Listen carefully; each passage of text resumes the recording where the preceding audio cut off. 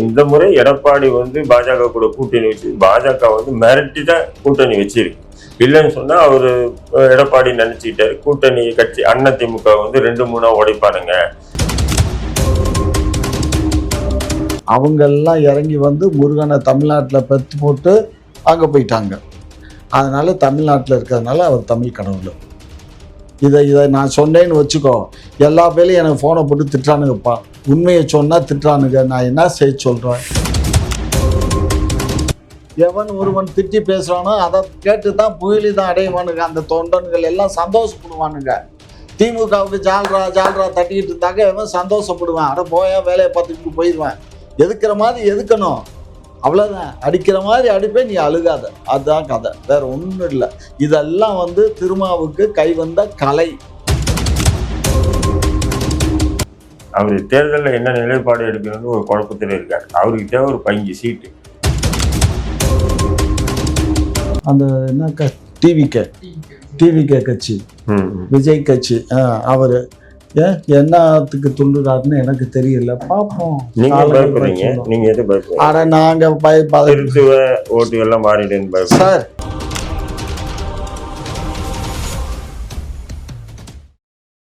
ராஜேந்திர பாலாஜி அமைச்சர் அவரே சொல்லியிருக்காரு, நாங்க அடிச்சுப்போம் கூடிப்போம், பாஜக அதிமுக என்னைக்குமே உடையவே உடையாது அந்த கூட்டணி அப்படின்னு சொல்லியிருக்காரு.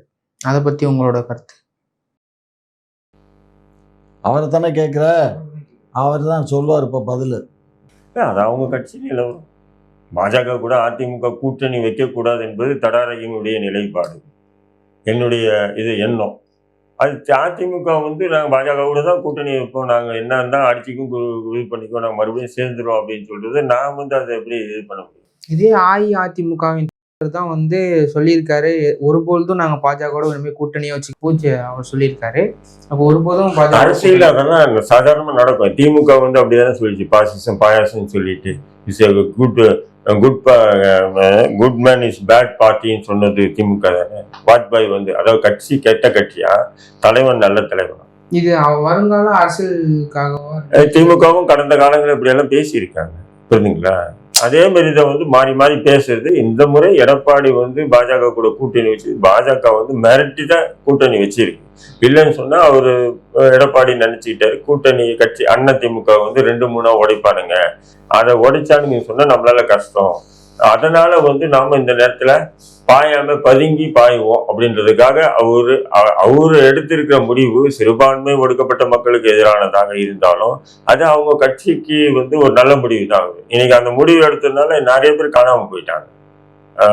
அதிமுக எதிர்ப்பு கோஷ்டியெல்லாம் எங்கேயே காணாம போயிட்டாங்க. இல்லைன்னு சொன்னா பாஜகவை கையில வச்சுக்கிட்டு அதிமுக எதிர்ப்பு கோஷ்டிகள்லாம் ஒரு கூட்டணியா இருந்து அதிமுக கைப்பற்றணும்னு சொன்னாங்க. இப்போ இவர் ஏறி கோல் அடிச்சோன்னா அவங்க எல்லாம் ஆஃப் ஆயிட்டாங்க. அது வாஸ்தவம். ஏன்னா அங்க இருக்க தங்கமணி திங்கமணி எல்லாம் பிளான் போட்ட ஆளுக தான். அவர் தான் அடுத்த பொதுச் செயலாளர்லாம் பேசினாங்க. அது எடப்பாடி கொஞ்சம் டைனமிக்காக தான் அந்த வேலையை பார்த்தாரு. ஒரு பக்கம் பையனையும் காப்பாத்தினாரு, கட்சியும் காப்பாத்திருக்காரு. பாப்போம். அப்புறம் திருமாவளவன் ஒரு இது சொல்லியிருக்காரு, முருகன் மாநாடு நடந்த போது தமிழ் கடவுள்லாம் முருகன் என்ற நீங்க சொல்றீங்க, ஆனா சிவன் கணேசன்னா யாருன்னு ஒரு கேள்வி எழுப்பியிருக்கு. அதை பத்தி உங்களோட கருத்து? அதுக்கெல்லாம் அண்ணன் தான் போய் சொல்ல முடியாது. சிவனை பத்தியும் இதுவை பத்தியும் இவர் தான் போய் சொல்லிட்டு நான் ஏற்கனவே சொல்லிட்டேன்ப்பா. சிவன் வந்து இமயமலைக்கு சொந்தக்காரரு, சரியா? அவர் இமயமலையில இருக்காரு. காசியில அங்க இருக்கக்கூடிய சுடுகாட்டுக்கு அவர் அங்க சொந்தக்காரராக இருக்காரு. காசியில சொந்தக்காரரு, சுடுகாட்டுக்கு சொந்தக்காரரு. இமயமலையில அவர் வந்து பனி லிங்கத்துக்கு சொந்தக்காரராக இருக்காரு. அவருடைய மலையே இமயமலை, சிவனோட மலை இமயமலை. ஆனா அந்த இமயமலையில இருக்கக்கூடிய சிவன் வந்து பேசின மொழி என்ன மொழி எனக்கும் தெரியாது, உனக்கும் தெரியாது, அத்தாவுக்கும் தெரியாது. ஆனா அவர் பிள்ளைன்னு கதை விடுறக்கூடிய முருகன் வந்து தமிழ் கடவுள்னு சொல்றானுங்க. இன்னொருபடி மேல போய் அவன் சிவனுக்கும் விஷ்ணுவுக்கும் பிறந்த குழந்தை, சிவனுக்கும் விஷ்ணுவுக்கும் நல்லா கவனிக்கணும், சிவனுக்கும் விஷ்ணுவுக்கும் பிறந்த குழந்தை பெண் வயிற்றுல இல்லை, ஆண் வயிற்றுல பிறந்த குழந்தை, அது ஐயப்பன். புரியுதா? அந்த ஐயப்பனுக்கு தான் இருமுடி கட்டி ஒவ்வொருத்தரும் தமிழ்நாட்டில இருந்தும் ஆந்திரால இருந்தும் கூட்டம் கூட்டமா போயிட்டு இருக்கீங்க. புரியுதாப்பா? அப்ப அந்த காலத்திலேயே எப்போ புனையப்பட்ட செய்திகள் வந்த காலத்திலேயே ஆண்கள் குழந்தை பிறந்திருக்கு. புரியுதா? கர்ப்பப்பை ஆண்களுக்கு கர்ப்பப்பை இருந்திருக்கு அப்படின்னு தான் நம்ம நம்ப வேண்டியிருக்கு. அப்ப சிவன் என்ன ஜாதி? ஏற்கனவே விஷ்ணு எங்க இருக்காரு? அவங்க தான் ராமர் தான் விஷ்ணு, வேற யாரும் இல்ல. அவர் எங்க இருக்காரு? அயோத்தியில இருக்காரு. அயோத்தியில ஒருத்தர் இருக்காரு, ஒருத்தர் காசியில இருக்காரு, இமயமலையில இருக்காரு. அவங்க எல்லாம் இறங்கி முருகனை தமிழ்நாட்டுல பெத்து போட்டு அங்க போயிட்டாங்க. அதனால தமிழ்நாட்டுல இருக்கிறதுனால அவர் தமிழ் கடவுள். இதை நான் சொன்னேன்னு வச்சுக்கோ, எல்லா பேர்லையும் எனக்கு போனை போட்டு திட்டுறானுங்கப்பா. உண்மையை சொன்னா திட்டுறானுங்க. நான் என்ன செய்ய சொல்றேன்? கேட்டா இதுல ஏதாவது நான் தப்பு பேசிட்டேன்னா? எனக்கு தெரியல அது ஐயான்னு சொன்னா அது நீங்க அதுல இன்னொருத்தன் காலையில கேக்குறான், ஒரு முஸ்லீமை பக்கத்துல வச்சுக்கிட்டு நீங்க எப்படி இந்து மதத்தை தப்பா பேசலான்றான். என்னங்கடா அது? அதுதான் நான் பதில் சொல்லல, நீங்களே பதில் சொல்லுங்க. நீ உங்களை பதில் சொல்லல. இல்ல இவனுங்க அது சீமான் கேட்டதுல என்ன தப்பு இருக்கு? சீமான் தான் சொல்றாரு, சிவனு எங்க முப்பாட்டம் தான்டா, சிவனு முப்பாட்டம் தான், எங்களுக்கு இந்து மதம் கிடையாது, எங்களுக்கு சைவ என்ன மதம், அது ஏதோ ஒரு மதம் பத்தி சொல்லுவாரு, சைவம் தான். சைவத்துல இன்னொன்னு அதுக்கு பேர் ஒண்ணு வேற. நாங்க அந்த மதத்தை சேர்ந்தவங்கன்னு சொல்றாங்க. அந்த ஒரு அம்மா கூட லேடி கூட நேத்து கூட ஒரு டிபேட்ல பேசுனாங்க. அவங்களும் அப்படித்தான், நாங்கெல்லாம் சைவர்கள் அப்படின்னு அந்த அம்மா பேசுறாங்க. சிவன் சைவர் தான் அப்படின்னு பேசுது. அப்ப இங்க இருக்கக்கூடிய சைவர் அங்க பிணக்குவியல்ல போய் பாட்டு பாடி ஆடுறாரு டான்ஸு. அது இமயமலையில உத்தரதாண்டவம் ஆடுறாரு. அப்புறம் என்னங்கப்பா இதெல்லாம்? இங்க பாரு தம்பி, இதெல்லாம் கதை தான், கதை. அந்த கதைய நம்பும்படியா சொன்னதுனால இந்த பாலா போன பாமர மக்கள் நம்பிட்டு பாப்பானுக்கு வெண்தாமரை வீசுறாங்க. இதை வச்சு பாப்பான் நெய்யும் பாலும் தேனும் தினைமாவும் தின்னு கொழுத்து போயிருக்கானுங்க. அதை திங்கிறதுனால அவனுங்களுக்கு அறிவு வளர்ச்சி உருவாகுது. அந்த அறிவு வளர்ச்சியின் காரணமா இன்றைக்கு 85 விழுக்காடு IAS IPS ஆபீசர்ஸ் இன்னைக்கு அவனுக்கு தான் இருக்கானுங்க. அவங்களுடைய சூழ்ச்சி திறன் இன்னைக்கு இல்ல, அன்றைக்கே அவனுடைய சூழ்ச்சி திறன் தான் இந்த நாட்டையே நாசகாரமா ஆக்கிடுச்சு. இங்க இருக்கக்கூடிய மற்ற எல்லா மக்களையும் அடிமைப்படுத்தி அடிமைக்கு ஆளாக்கி தான் ஆண்டுகிட்டு இருக்கானுங்க. நம்ம தமிழ்நாட்டை தமிழ் ஆளெல்லாம் சூத்திரன் ஆள்றான்னு சொல்றான். சூத்திரன் அதாங்க எல்லாம் எழுப்பிய கேள்வி சரியா தவறா? அதுக்கு பதில் அதான் நான் தான் சொல்றேனே, 100க்கு 100 சரியான கேள்விதான் அது. அதுல ஒன்றும் தவறான கேள்வியா நான் நினைக்கல. என்னுடைய தனிப்பட்டது தான் இது. எங்க கட்சிக்கோ இதுக்கோ சம்பந்தப்பட்டது இல்லை. தயவு செஞ்சு இதை பாக்குறவங்க கட்சி திமுகனால இப்படி பேசுறாரு, அவர் திகானால பேசுறாரு. உண்மையை சொல்றேன், இதுதான் உண்மை, நிஜம். அதே திருமாவளவன் சொல்றாரு முதல்வர் பழைய நாற்காலிக்கு அவர் ஆசை வந்துருச்சு அவருக்கு. யாருக்கு? திருமாவளவனுக்கு. ஏன்னா எதுக்குன்னா மறைமுகமா நிறைய கோரிக்கையை அவர் வைக்கிறாரு. ஒவ்வொருத்தரும் கட்சி எதுக்கு ஆரம்பிக்கிறோம்? எல்லாம் முதல்வர் நாற்காலியை நோக்கித்தான், புரிஞ்சுக்கோ. அதனால எல்லாத்துக்கும் ஆசை இருக்கும். முடவனுக்கு கூட ஆசை இருக்கும் ஆளணும்னு. அப்புறம் அவர் திருமாவளவனுக்கு 2 கால் இருக்குது, 2 கை இருக்குது, வாய் இருக்குது, காது இருக்குது, கண் இருக்குது, மூக்கு இருக்குது, தலை இருக்குது, இடுப்பு இருக்குது, எல்லாமே இருக்குது. அப்புறம் எதுக்கு அவர் ஆசைப்பட மாட்டாரா? இல்ல அது என்னன்னா அவர் என்ன கோரிக்கைன்னா திமுக வச்சிருந்து அவர் சொல்றது கோரிக்கை என்னன்னா, இலவசம் எல்லாத்தையும் நிறுத்துங்க, மதுக்கடையெல்லாம் மூடுங்க, கல்வி இங்க இலவசமா கொடுங்க, மருத்துவத்தை இலவசமா கொடுங்க, அப்பதான் நம்ம நாடு நல்லா வளர்ச்சி பெறும் அப்படின்னு சொல்லியிருக்காரு. எப்பா சேக்குவாரான்னு ஒருத்தர் கேள்விப்பட்டிருக்கா? அவர் அப்படித்தான் பண்ணாரு. சரி, அவங்க நாட்டில் அதான் அவர் ஏற்கனவே தொண்டர்கள்லாம் அவருடைய படத்தை தான் போட்டு தெரிஞ்சானுங்க. அந்த பனியன்லேயே சேக்குவாரா படத்தை போட்டு தான் வைப்பானுங்க விடுதலை சிறுத்தைகளில். அவர் அந்த மாதிரி இருக்கணுங்கிறாரு. அது தப்பான கொள்கை இல்லை, தப்பான சொல்ல. நான் 100க்கு 100 அதை மதிக்கிறேன், 100க்கு 100 வரவேற்கிறேன். ஆனால் இந்த நாடு அது மாதிரி இல்லை. நம்ம மட்டும் இல்லை, இது ஒன்றியம். இந்த ஒன்றியத்தில் பல மாநிலங்கள் இருக்கு. நம்ம இங்கே மாநிலத்தை மாத்திரம் நம்ம தனியாக அந்த நாடை ஆண்டுகிட்டு இருந்தோம்னா அவர் சொல்றபடி நம்ம செய்ய இயலும். ஆனால் ஒன்றிய அரசுக்கு கட்டுப்பட்டு அவங்களுடைய கட்டுப்பாட்டில் தான் அந்த அரசு இயங்குதே தவிர தனி சுதந்திர நாடா நம்ம தமிழ்நாடு இல்லை. தனி சுதந்திர நாடு என்னைக்கு ஆகுதோ அன்றைக்கு இது அவர் சொன்ன இந்த கொள்கை எல்லாம் நடக்கும். புரியுதா? அவ்வளவுதான். அவர் அதுவும் இன்னொன்னு என்ன சொல்லியிருக்காருன்னா, காலம் எங்களுக்குன்னு ஒன்று வரும். திருமாவளவன் சொல்றாரு, காலம் எங்களுக்குன்னு வரும், கோரிக்கை வைப்பவர்களா நாங்க இருக்க மாட்டோம் அப்படின்ட்டு இருக்கு. அதை பத்தி உங்களோட கருத்து? தம்பி, இதுல என்ன கண்ணு தப்பு இருக்கு? அவரு ஒரு அரசியல் கட்சி தலைவர். திராவிடத்தை அப்படியே தாக்குற மாதிரியே பேசுறாரு. திராவிடத்தை தாக்குனா திராவிடத்தை தாக்குனா தானே அவங்க தொண்டர்கள் சந்தோஷப்படுவான். ஆளுகின்ற அரசை எவன் ஒருவன் திட்டி பேசுறானோ அதை கேட்டுதான் புயலி தான் அடைவானுங்க. அந்த தொண்டர்கள் எல்லாம் சந்தோஷப்படுவானுங்க. திமுகவுக்கு ஜால்ரா தட்டிக்கிட்டு இருந்தாங்க, எவன் சந்தோஷப்படுவான்? அட போயா, வேலையை பார்த்துக்கிட்டு போயிடுவேன். எதுக்குற மாதிரி எதுக்கணும், அவ்வளவுதான். அடிக்கிற மாதிரி அடிப்பேன், நீ அழுகாத. அதுதான் கதை, வேற ஒண்ணும் இல்லை. இதெல்லாம் திருமாவுக்கு கை வந்த கலை. சார் நீங்க சொல்லுங்க சார், என்ன நீங்க இந்த தூக்கி அங்க போடுங்க. முதல்ல எல்லாம் கேட்டுட்டு இருக்கேன். அண்ணன் திருமாவளவனுடைய பேச்சுக்களே பார்த்தீங்கன்னா முழுக்க அரசியல் சார்ந்ததுதான். அவர் 2 கருணாநிதிக்கு சமமான நபர். ஏன்னா இப்போ தேர்தல் நெருங்குது, 26 சட்டமன்ற தேர்தல். திமுக கிட்ட ஒரு 2-3 எக்ஸ்ட்ரா சீட்டுக்காக ஒரு எதிர்மறையான ஒரு அரசியல் தான் பார்க்கறத தவிர அவரு திமுக கூட்டணி விட்டு போக மாட்டாரு. திமுக கூட்டணி தான் இருப்பாரு. ஆனால் எக்ஸ்ட்ரா சீட்டை எதிர்பார்க்கிறாரு.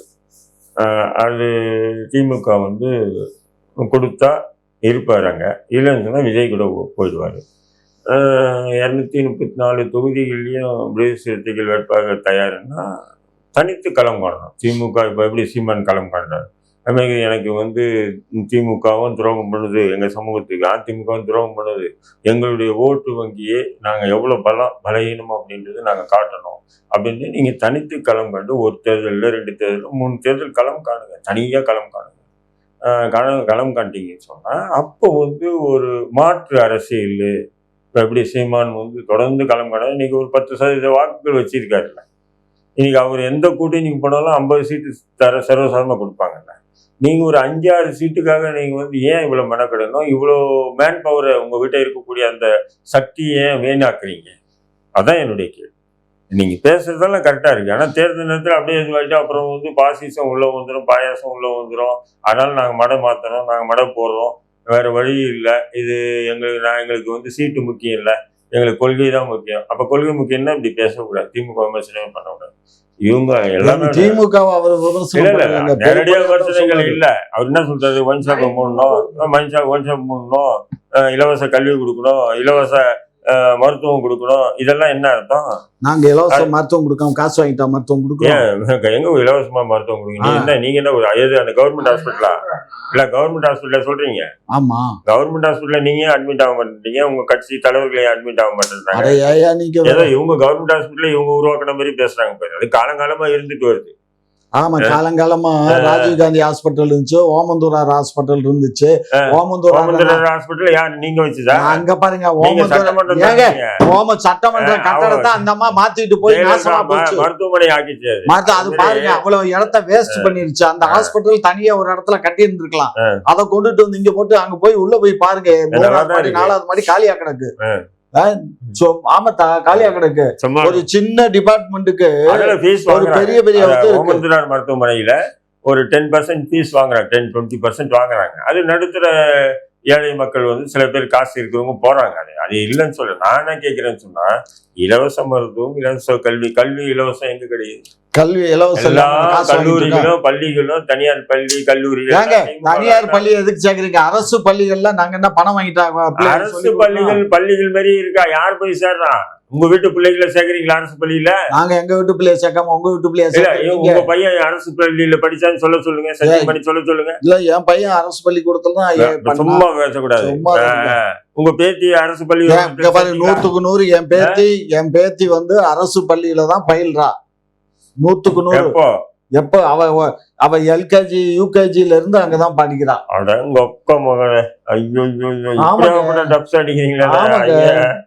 இங்க பாருங்க, அரசு மத்திய அரசு பள்ளிக்கூடத்துலதான் படிக்கிறா. எந்த மத்திய அரசு பள்ளி? இவருடைய படிக்கிறா. இவருடைய பேத்திய கார்ல கூட்டு போய் விடுறாரா, கார்ல கூட்டு வர்றாரா?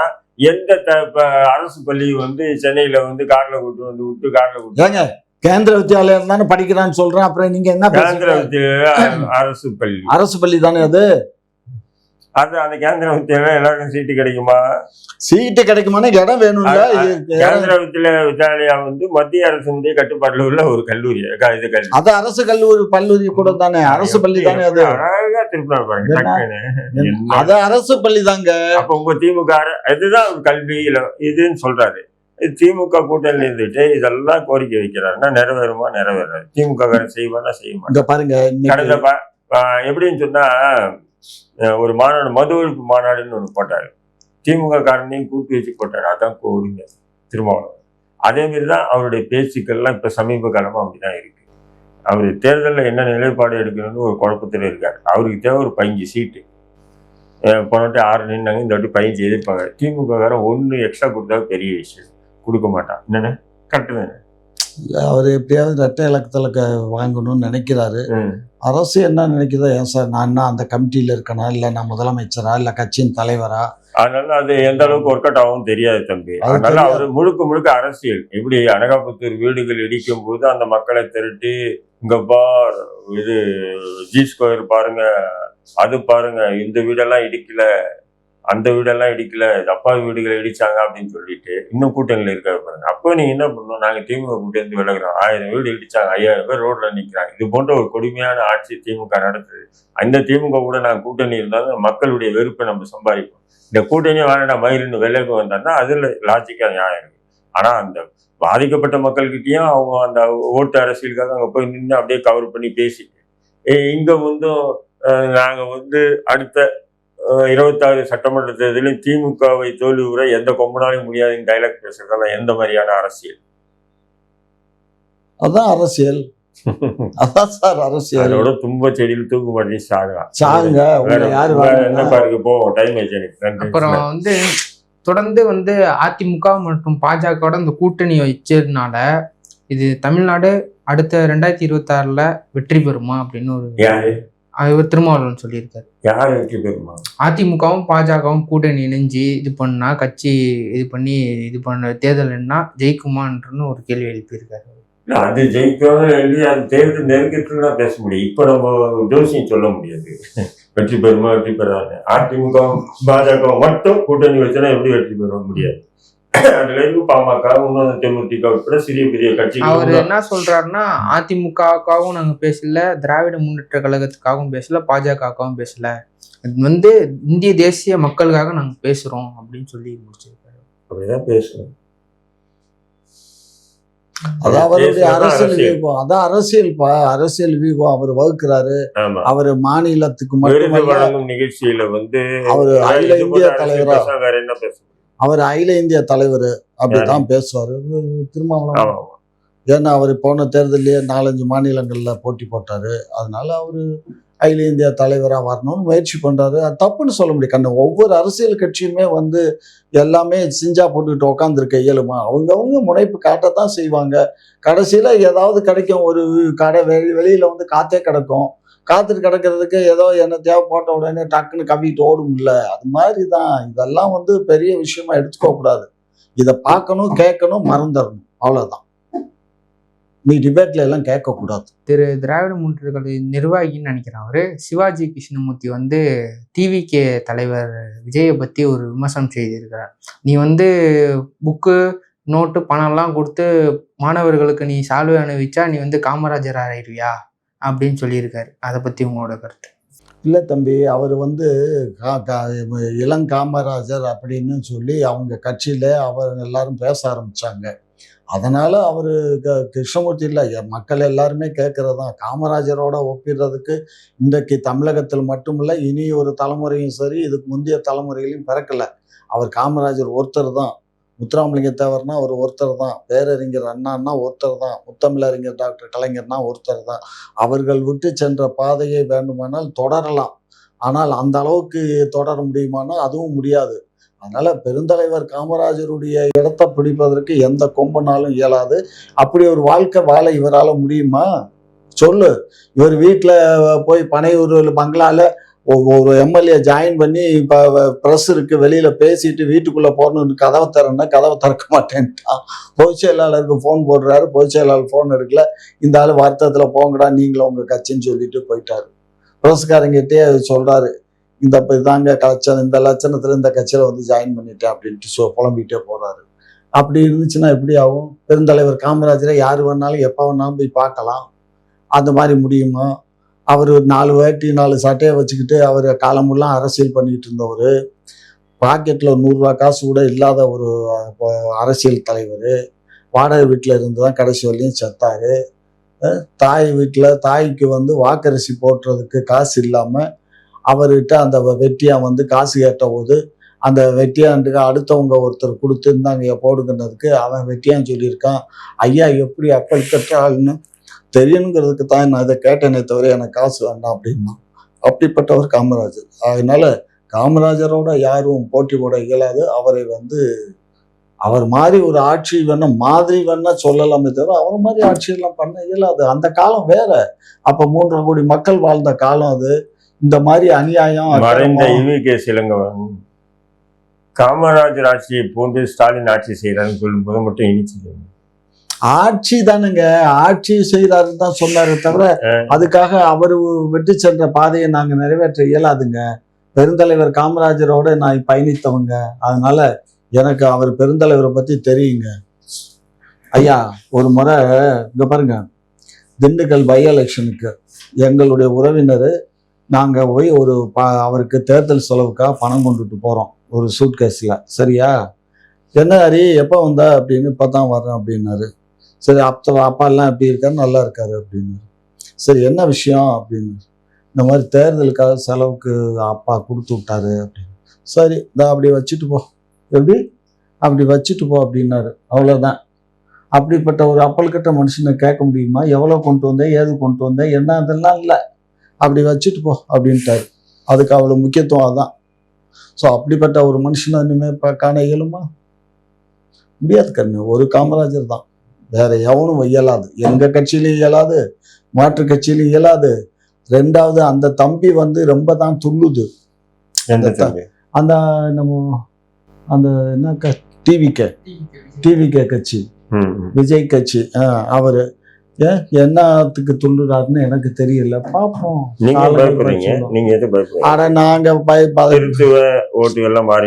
சார் கிறிஸ்துவர்களுடைய ஓட்டு அவங்களுக்கு போனா போட்டோம்.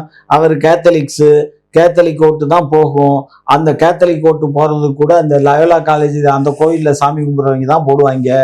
மற்ற கோயில்ல சாமி கும்பிடுறவங்க போட மாட்டான். எங்களுக்கு தெரியும் கேத்தலிக்ஸ் எப்படின்னு. அதனால நீங்க நினைக்கிற மாதிரி இல்லை. அவங்க மாமே அதைத்தான் ஸ்டெப்பு போட்டு அவன் தான் ஃபாதரா இருக்காரு. அவர் மாமே வந்து லயோலா காலேஜ் முன்னாள் மாணவருடைய சங்க தலைவரா இருக்காரு. அந்த ஆளு காய் நவுத்திட்டு இருக்காரு. துபாயில ஒரு ஆபீஸ் போட்டு பணங்கள்லாம் வசூல் பண்ணிட்டு இருக்காரு. எல்லாம் பொறுத்து இருந்துப்பா சார். நாங்க பாருங்க, ராஜீவ் காந்தி ஒரு முறை தேர்தல் செலவுக்கு எவ்வளவு பணம் வேணும்னு உடனே அப்ப சொன்னாங்களாம் அவருடைய பிஎல்லாம் இவ்வளவு அமௌண்ட்டுன்னு. சரி அதை கொஞ்சம் ரெடி பண்ணுங்கன்னு சொன்னாராம். ஆனா அந்த தேர்தலில் அவர் தோத்தான் போயிட்டாரு.